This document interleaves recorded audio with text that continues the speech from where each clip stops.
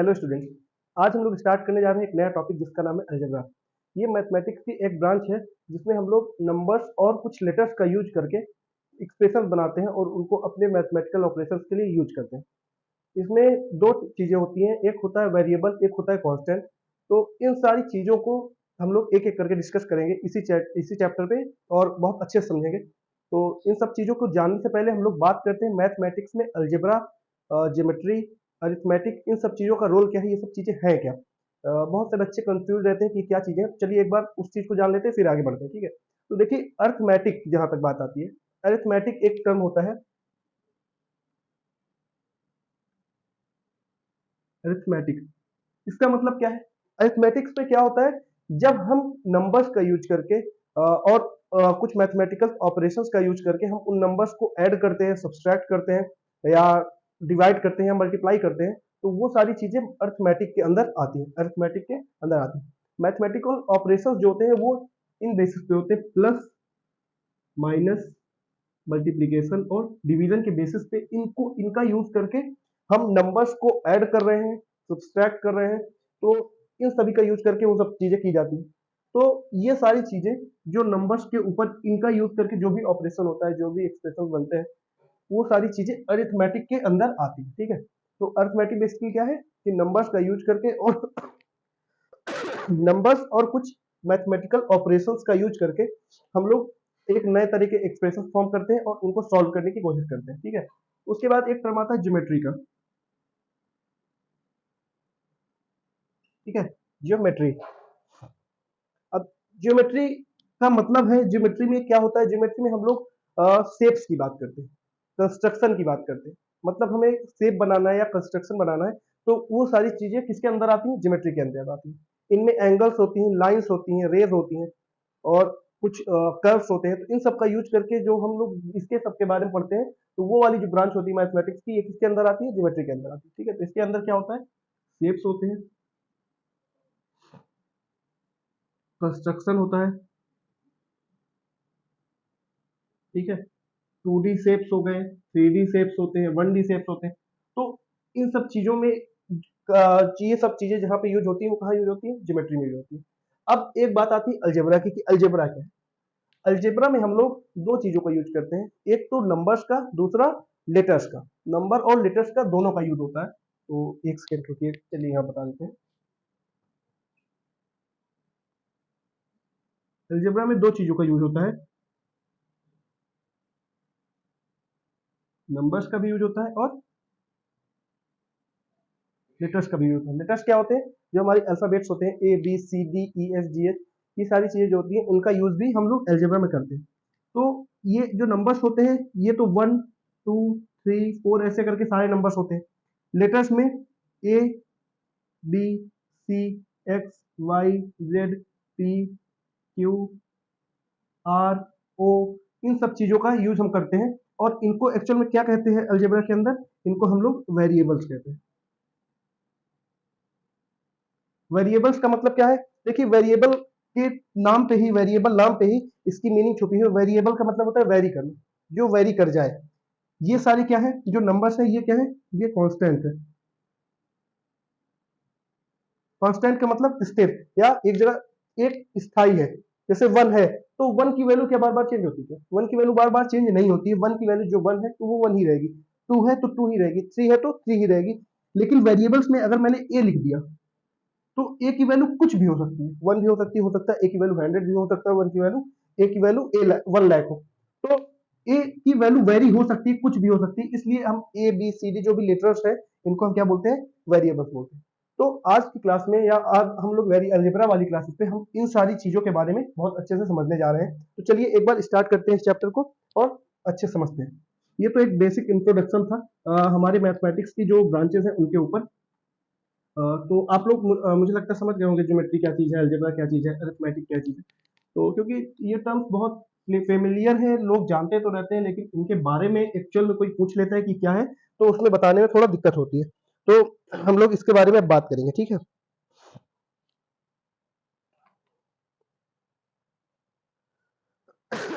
अब अलजेब्रा को पढ़ने से पहले हम लोग थोड़ा बात करेंगे पैटर्न्स के बारे में और अलजेब्रा के फीचर्स के बारे में। देखिए अलजेब्रा में भी plus minus subtraction division multiplication ये सारी चीजें होती हैं, लेकिन इनमें हम लोग स्पेशल नंबर्स का स्पेशल जो हमारे करेक्टर्स होते हैं उनका यूज करते हैं। करेक्टर्स का मतलब इसमें लेटर्स भी आ जाएंगे, नंबर्स भी आ जाएंगे, ठीक है, इनका यूज करते हैं। तो इनका एक पैटर्न बनता है। सबसे पहले हम लोग पैटर्न की बात करेंगे। पैटर्न में क्या, पैटर्न क्या चीज है? पैटर्न अगर मैं डॉट पैटर्न के अकॉर्डिंग आपको समझाना चाहूँ, तो सपोज मेरे पास कुछ डॉट है, लेटर्स का जो डॉट मतलब लेटर्स का पैटर्न जो होता है, मैं डॉट पैटर्न में आपको समझाना चाहता हूँ। तो आपकी बुक में जैसे दिया हुआ है डॉट पैटर्न नाम से,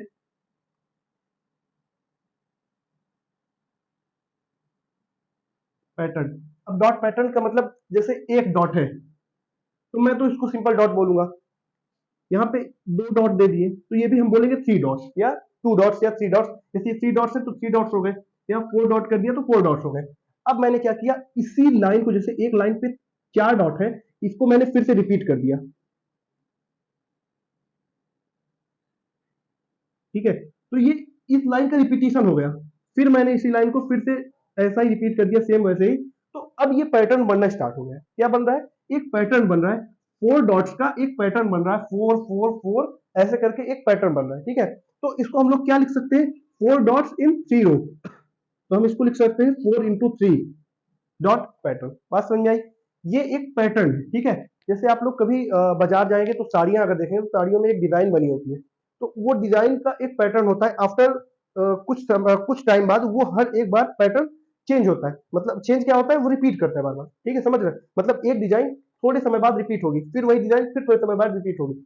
तो वहां जो बन रहा होता है वो भी पैटर्न होता है। यहाँ पे भी फोर डॉट्स का जो पैटर्न बन रहा है, वो एक्चुअल में अगर पहले बार में देखेंगे तो पहली लाइन को देखेंगे तो वो चीज सेम रिपीट होती जा रही है, इसलिए हम इसको पैटर्न कहते हैं। पैटर्न का मतलब रिपीटिशन एक तरह से आप मान सकते हैं, ठीक है। तो ये एक डॉट का पैटर्न है। एक चीज ये हुई। अब फोर इंटू थ्री हमने लिखा, मतलब four dots in three lines, या इसको हम लोग लिख सकते हैं थ्री डॉट्स इन फोर लाइन। देखिए एक दो तीन, तीन डॉट है कितने लाइन पे? One line, two line, three line and four line. तो थ्री इंटू फोर भी हम लोग इसको लिख सकते हैं। ये दोनों चीजें सेम है। बात समझ में आई? आगे और एक बार और बात करते हैं थोड़ा सा, ठीक है। ये अब इसको अगर ऐसे बनाना है तो ऐसे कैसे बनाएंगे? इसको हम लोग ऐसे बना सकते हैं, थ्री डॉट्स का फोर लाइन, ठीक है। तो ये जो पैटर्न बनेगा ये इसके बराबर बनेगा। तो ये दोनों होंगे लगभग सेम ही, दोनों की वैल्यू दोनों सेम होगी, क्योंकि four into three, three into four ये बराबर आता है। तो ये दोनों सेम होंगे, लेकिन ये पैटर्न जो है दोनों का थोड़ा सा डिफरेंट है। पैटर्न वो हो रहा है, रिपीट हो रहा है सब में, ठीक है। बात समझ में आई? अब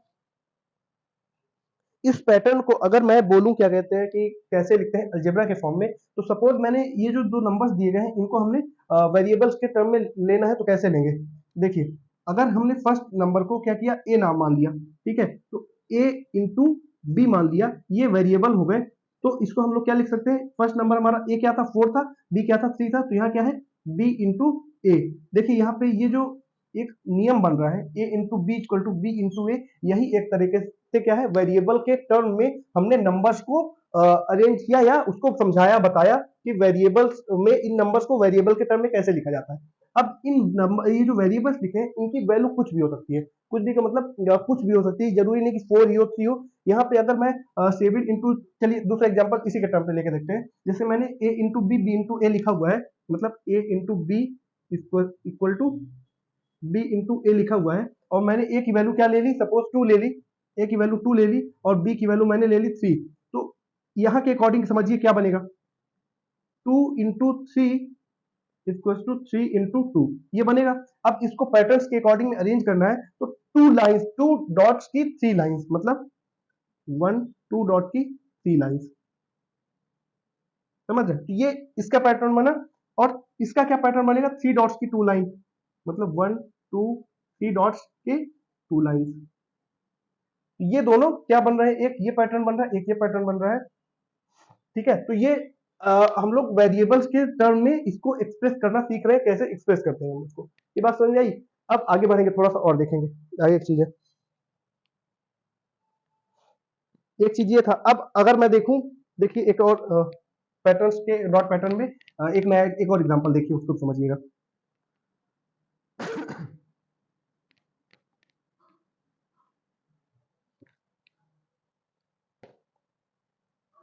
देखिए, दो डॉट्स की 3 लाइंस, ठीक है, या 4 लाइंस कर लेते हैं इसको, प्लस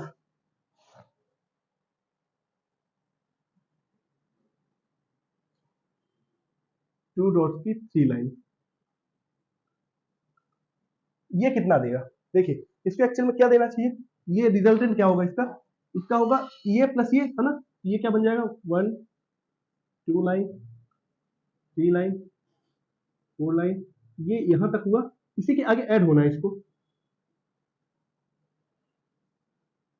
बात समझ रहे हैं, ये प्लस ये, मतलब ये प्लस ये, अगर मैं यहाँ से लाइन को हटा दूं तो ये जो हमें मिल रहा है, ये एक पैटर्न मिल रहा है। देखिए, अब इसको लिखेंगे क्या, इसको हम लिख सकते हैं 2 इंटू 4, लिख सकते हैं, दो लाइन्स का दो डॉट्स का 4 लाइन का पैटर्न, तो 2 इंटू 4 लिख सकते हैं। इसको हम लिख सकते हैं 2 इंटू 3, लिख सकते हैं कि ये हमें इक्वल करके क्या दे रहा है, ये मतलब देखिए ऐसे कर दे तो ये हमें दे रहा है 2 लाइन्स, कितने पैटर्न दे रहा है,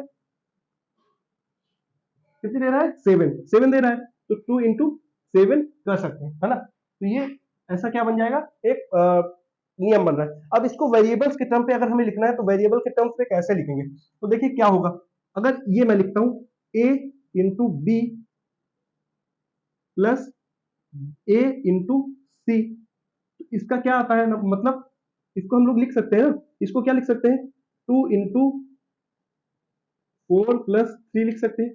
4 प्लस 3 कितना होता है, 7 होता है, तो 2 इंटू 4 प्लस 3 लिख सकते हैं। मतलब इसको हम लोग क्या लिख सकते हैं, ए था 2, हमारा ए क्या था, 2 था, बी क्या है 4 है, सी क्या है 3 है, तो ए इंटू बी प्लस सी, ये इस एक्सप्रेशन के टर्म, इस एक्सप्रेशन के फॉर्म में आ सकता है, ऐसे हम इसको अरेंज कर सकते हैं। तो देखिए, ये जो नंबर वाला चीज थी, जो नंबर्स थे, इन नंबर्स को हमने वेरिएबल में बहुत इजीली अरेंज कर दिया। तो ये एक क्या था, कन्वर्जन था नंबर से वेरिएबल्स पे, और इसी दोनों कन्वर्जन को, इन्हीं सबका यूज करने को हम क्या बोलते हैं, अलजेब्रा बोलते हैं। ठीक, समझ में आया।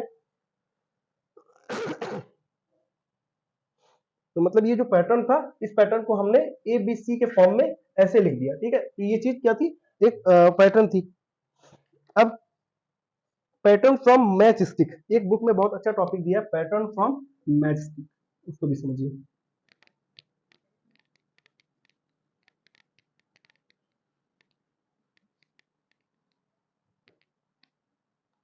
टॉपिक है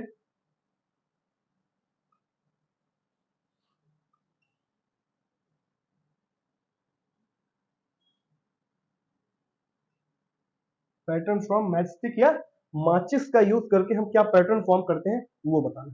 देखिए, अगर मुझे लेटर ए बनाना है, सपोज ए लेटर बनाना है, और मुझे मैच स्टिक का यूज करके बनाना है, तो कितनी मैच स्टिक का यूज होगा। देखिए, तो ए फॉर्म करने के लिए एक मैच स्टिक, फिर दो मैच स्टिक, तीन मैच स्टिक, चार मैच स्टिक, और पांच मैच स्टिक।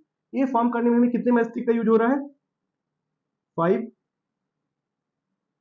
मैच स्टिक्स, ठीक है। तो अगर मैंने बोला एक ए फॉर्म करने के लिए 5 मैच स्टिक का यूज हो रहा है, तो दो ए फॉर्म करने के लिए कितने, ये एक ए थे ना, 1 ए था, अगर 2 ए मुझे फॉर्म करने हैं तो उसके लिए कितने का यूज होगा, जाहिर सी बात है 10 मैच स्टिक का यूज होगा, है ना। 3 ए फॉर्म करने के लिए कितने मैच स्टिक का यूज होगा, तो एक में अगर 5 हो रहा है, 3 में कितना होगा, 15 होगा। इसी तरह अगर मैं बोलूं कि n match stick, h n a है, मतलब एन मतलब एन, एन एक नंबर ऑफ, एन मतलब एक नंबर है कोई, उतने मैचस्टिक को फॉर्म करने में कितने नंबर्स का यूज हो रहा है, कितने मैचस्टिक का यूज हो रहा है इतने ए फॉर्म करने में। एन क्या है, एन एक नंबर है कोई, सपोज एक नंबर है, ये क्या है, एनी नंबर, कोई नंबर है, ठीक। ये 1 भी हो सकता है, 2 भी हो सकता है, 100 भी हो सकता है। सपोज ये 100 ए होता तो कितना होता, 100 ए को फॉर्म करने में कितने मैचस्टिक का यूज करना होता, तो उसके लिए हम क्या करते, 5 यूज हो रहा था एक के लिए, तो एन के लिए कितना होगा, 5 एन, यही हो रहा है ना। देखिए, 1 के लिए 5 हो रहा है, तो 5 इंटू 1, 2 के लिए 5 इंटू 2, 3 के लिए 5 इंटू 3, तो n के लिए 5 इंटू एन, यही तो हो रहा है। तो ये एक पैटर्न बनता जा रहा है। ये क्या बन रहा है? एक पैटर्न बन रहा है। इस पैटर्न को हमने वेरिएबल के फॉर्म में ऐसे अरेंज कर दिया। ये बात समझ में आई? अब दूसरा एग्जांपल देखिए।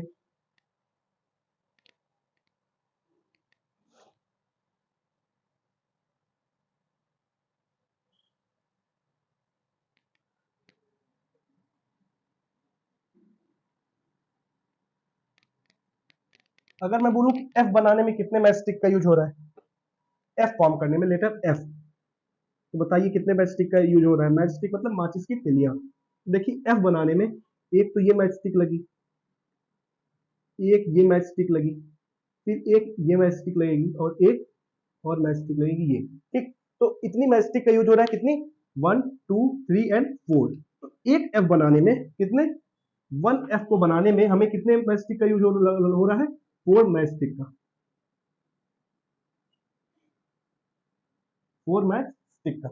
अब अगर मैं बोलूं 2f बनाने में कितना मैचस्टिक का यूज होगा? 2f का मतलब 1f 2f, यही बात हुई। तो इसमें एक ये हो गई, एक ये हो गई, एक ये हो गई, एक ये,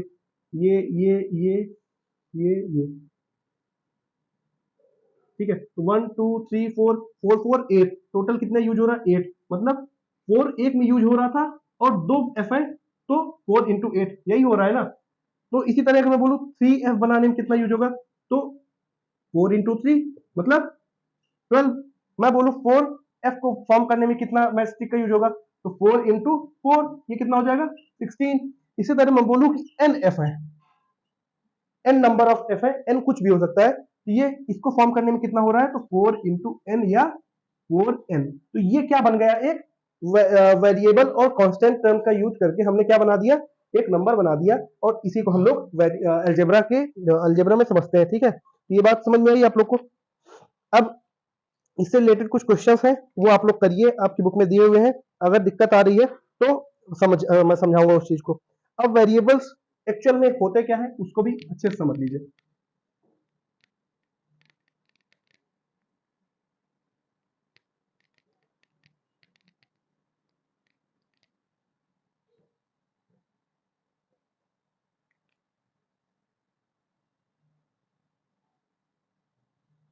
वेरिएबल्स होते क्या है? देखिए, नंबर्स तो आप बहुत अच्छे जानते हैं, क्या कहते हैं, 1 2 3 4 5 6। अगर इस तरह आपको समझाया जा रहा है बहुत अच्छे से आप समझ ले रहे हैं, लेकिन वो एक डायलॉग है ना, मैथमेटिक्स में इंग्लिश में घुसे रहे हो, तो वो वाला जो टर्म आ जाता है कि इसमें अब हमने ए बी सी डी का भी यूज करना स्टार्ट कर दिया मैथमेटिक्स के अंदर, तो वो जो ए बी सी डी वाले टर्म है वो टर्म हमारे वेरिएबल्स के अंदर आते हैं। वेरिएबल का सीधा सीधा मतलब है जो चीज वेरी कर जाती है, जो चीज चेंज हो जाती है, जिसका कोई एक फिक्स्ड अमाउंट नहीं है। जैसे मैंने यहाँ पे लिख दिया ए, तो क्या ये जाहिर बात है कि ए की वैल्यू 1 ही होगी? क्या ये कहीं लिखा हुआ है कि ए की वैल्यू 1 ही होगी? क्या ये कहीं लिखा हुआ है कि ए की वैल्यू 5 ही होगी? ये कुछ भी हो सकती है। ये 1 लाख भी हो सकती है ए की वैल्यू, 1 करोड़ भी हो सकती है, जीरो भी हो सकती है। तो ये क्या है? वेरिएबल है, क्योंकि ये हर क्षण वेरी करता है। ठीक है, तो वेरिएबल आपने समझा। अब वेरिएबल का यूज हम ज्योमेट्री में क्या करते हैं? सपोज हमें पेरीमीटर ऑफ स्क्वायर निकालना है, पेरीमीटर ऑफ स्क्वायर निकालना है यूजिंग वेरिएबल। तो इसका फॉर्मूला क्या होगा? एक स्क्वायर होता है क्या? जिसकी चारों साइड्स बराबर हो। सपोज इसकी साइड ए है तो इसकी चारों साइड्स ए होंगी। बात समझ में आई? अगर चारों साइड्स ए है तो पेरीमीटर ऑफ स्क्वायर क्या होता है? पेरीमीटर ऑफ स्क्वायर क्या होता है? सम ऑफ ऑल साइड्स। वो क्या हो जाएगा? ए प्लस ए प्लस ए प्लस ए, ये क्या हो जाएगा? 4a। ये क्या आ गया? वेरिएबल और कांस्टेंट टर्म का यूज करके हमने क्या निकाल दिया? Perimeter of square. वहीं अगर एरिया ऑफ स्क्वायर बोला होता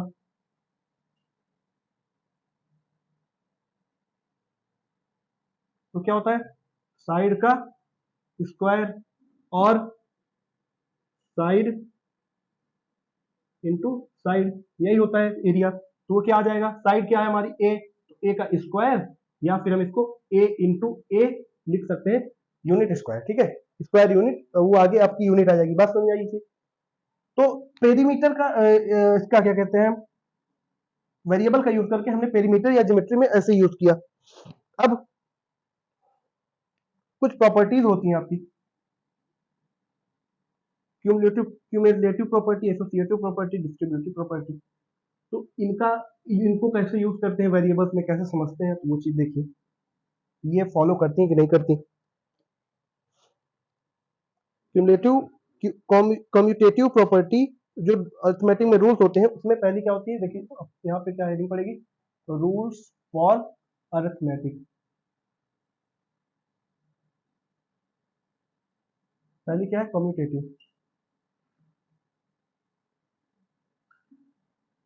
property of addition. Commutative property of addition क्या है, कम्यूटेटिव प्रॉपर्टी ऑफ एडिशन है a plus B equal to B plus A, यही होती है कम्यूटेटिव प्रॉपर्टी ऑफ एडिशन। क्या, a plus B equal to B plus A. क्या ये follow कर रहा है कि नहीं कर रहा, एडिशन के रेशियो पर्सपेक्टिव में ये फॉलो करती है कि नहीं करती, तो उसको हमें चेक करना है। सपोज a इक्वल टू हमने ले लिया 2, b इक्वल टू हमने ले लिया 3, तो a की वैल्यू हम रखेंगे a plus B equal to B plus A में। तो a प्लस बी क्या है 2, b क्या है 3 इक्वल टू 3 प्लस 2, तो 2 प्लस 3 कितना होता है 5, ये कितना आ जाएगा 5। तो यस ये फॉलो कर रही है। तो commutative property of addition work कर रही है सीधे सीधे, साफ सी बात। ये बात समझ आया, कम्यूटेटिव प्रॉपर्टी ऑफ एडिशन क्या है, a plus B equal to B plus A. Commutative property of multiplication क्या है, a into B equal to B into A. तो दोनों फॉलो कर रही हैं। अब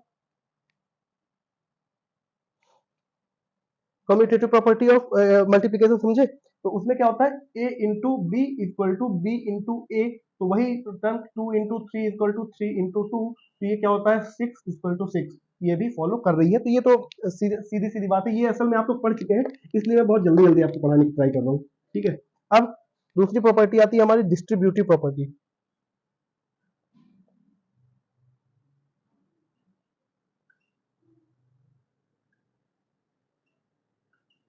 डिस्ट्रीब्यूटिव प्रॉपर्टी, अब डिस्ट्रीब्यूटिव प्रॉपर्टी में क्या होता है, डिस्ट्रीब्यूटिव प्रॉपर्टी में होता है a into B plus C, ये क्या हो जाएगा a into B plus A into C. ये फॉलो कर रहा है कि नहीं कर रहा है, तो सब a इंटू बी प्लस सी अगर ऐसा दिया हुआ है तो ये डिस्ट्रीब्यूट होकर a का b के साथ मल्टीप्लिकेशन और a का c के साथ मल्टीप्लिकेशन ऐसा हो जाता है। तो ये फॉलो करता है कि नहीं करता, देखते हैं। a इक्वल टू हमने लिया 2, b equal to 3, c equal to 5, ठीक है। तो a की जगह रखेंगे 2 into 3 plus 5 equal to, a की जगह 2 इंटू 3 प्लस 2 इंटू 5। क्या ये फॉलो करेगी, देखिए सबसे पहले ब्रैकेट सॉल्व करते हैं, तो 2 इंटू 5 प्लस 3 कितना हो जाएगा 8। यहाँ इधर क्या है, सबसे पहले ब्रैकेट सॉल्व करेंगे तो 6 प्लस 5 टू 10, 8 इंटू 2 कितना होगा 16, इधर कितना आ जाएगा 16। तो डिस्ट्रीब्यूटिव प्रॉपर्टी भी यहाँ पे अच्छे से वर्क कर रही है, पूरी तरह से वेरीफाई हो रही है, ठीक है। तो ये बात समझ में आई आपको, यहाँ पे डिस्ट्रीब्यूटिव प्रॉपर्टी वर्क कर रही है, और क्या वर्क कर रही थी, हमारी कम्यूटेटिव प्रॉपर्टी भी वर्क कर रही थी। तो ये हमारे कुछ बेसिक सी चीजें थी, मतलब यही है कि इसमें क्या कहते हैं, नंबर्स को हमने इस वेरिएबल के फॉर्म में अरेंज कर दिया है इस तरह, तो ये एक फॉर्मूला टाइप का बन गया। और ये क्या है, एक्चुअल में कोई भी नंबर हो सकता है, तो अगर कोई भी नंबर हम इस पे रखेंगे तो ये पूरा वैसे ही वेरीफाई होगा कुछ भी रखने पे, ठीक है। तो ये बात समझ में आई, ये अलजेब्रा के अंदर आता है। तो ये आज की हमारी छोटी सी क्लास थी जिसमें हम लोग ने बेसिक्स ऑफ अलजेब्रा थोड़ा सा जानने की कोशिश की। एक्चुअल में ये सारी चीजें आप लोग पहले पढ़ चुके हैं, इस वजह से मैं आपको थोड़ा सा शॉर्ट में बताने की कोशिश कर रहा था। तो ये चीज आपको पसंद आई होगी, अच्छी लगेगी, बहुत ईजी था। तो मिलते हैं नेक्स्ट वीडियो पे इसके और भी अच्छे से कॉन्सेप्ट के साथ। एडिशन कैसे होता है अलजेब्रा में, सब्सट्रैक्शन कैसे होता है, इन सबको भी हम लोग बात करेंगे। तो तब तक के लिए आप लोग पढ़िए और खूब अच्छे से मजे करिए, ठीक। Thank you.